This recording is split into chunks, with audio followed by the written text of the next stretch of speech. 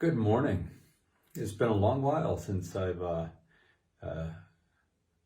shared a thought from the meditation cushion here. The last few months or years,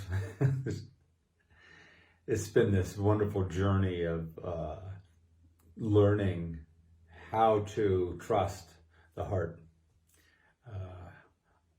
shifting the way of listening to life, listening into life, from taking everything in through my mind, my thoughts, my beliefs, and letting my mind determine the truth of things. Turns out it's not really very good at that. Some of you may have heard me speak to the idea that the mind has no allegiance to truth. And what I mean by that is it's not a tool that is really designed to feel into, to be able to listen to the resonance of life, to tune into the frequency, to be attuned to the energy of life. There's a wonderful teaching that says that what is what is happening just before you have a thought about it.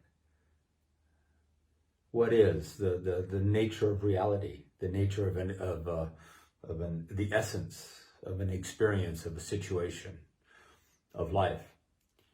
The essence of that just is already what it is, and we want to understand it or interpret it.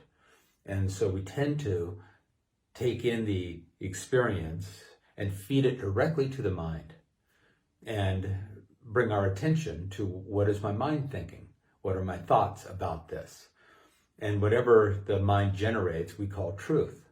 That's what's happening. That's what the experience is. The mind's just making stuff up. It doesn't know. It actually isn't a tool designed to be attuned to and listen to the actual resonance of a situation, a condition, or an experience.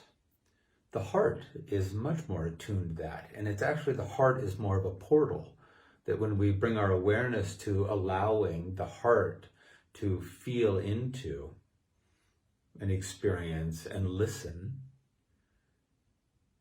the heart chakra is designed to be much more attuned to feeling into the vibrational truth, the vibrational essence of a thing.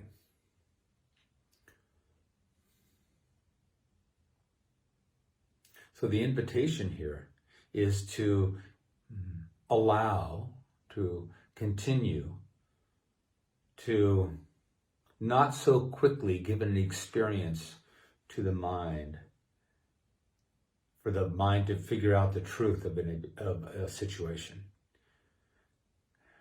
It's just taken in the world of form, and since it doesn't have that ability to actually listen truly into the true resonance of a thing, but we're asking it, what's going on? What's going on? The mind will oblige. It'll say, oh, well, I don't know. Well, let me think about it. Let me make something up about this. And it's just taking in the experience and feeding it into a construct of conditioning, and like a poorly programmed computer, and it's just analyzing the situation using previous thoughts and previous beliefs and the conditioning and the programming. It's not looking for truth. It's trying, but it actually isn't designed for that. When we want to feel into something, feel into the truth of it, the essence, and to see if it's attuned to our soul signature, see if it's attuned to what feels resonant with us, if it feels alive and desirable and valuable. Does it feed? Is it enriching? Does it feed the natural inclinations of our soul tuning? That doesn't happen in the mind. That happens really in the heart. The mind is really good for then saying, all right, I've chosen, the heart has chosen what direction to move, and maybe to say how. all right, the mechanics, the strategy, the logistics. The mind is a tool, really great tool for organizing and strategizing and figuring out how to maybe move in a certain direction. But what direction to move in? That's the heart. And we, in our own experience, if we look at it, we can pretty well track a pattern of being betrayed by a mind that not only, when I say it doesn't have an allegiance to truth, it's not an evil thing. It's not trying to lead us astray. It's just that it's not its job to decipher the truth of a thing. And yet we give it that job and it obliges. It obliges. Because it really doesn't, it isn't a tool for truth. It's just a tool that if we give it a job, it's going to do its best to get that job done. The mind doesn't actually talk back and say, you know, that's not really my job. That's more the heart. It doesn't have a consciousness. The mind is just an organ. It doesn't have a consciousness. Consciousness can be realized in a limited, very limited way through the mind. But the truer realization of truth, of self, of consciousness happens within the felt experience, the sensational experience of surrendering the ideas, the thoughts, the trying to figure it out and feeling into the truth of a thing. So that's the beautiful teaching, is that what is what is happening just before your mind has a thought about it.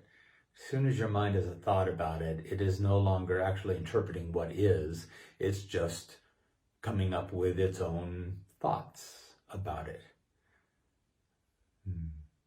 All right, beautiful. Listen to the heart. It's amazing how long it can take actually to make that travel, that journey from taking in every experience through the habit of thinking about it. What do I think about it? What do I think about it? What are my opinions about it? What are my judgments about it?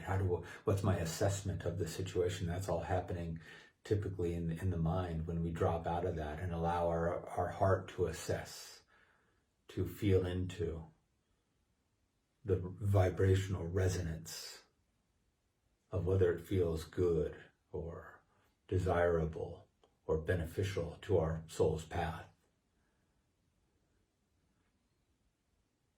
So that's the invitation here, is to stop, move into a moment of stillness, and allow yourself to feel into something.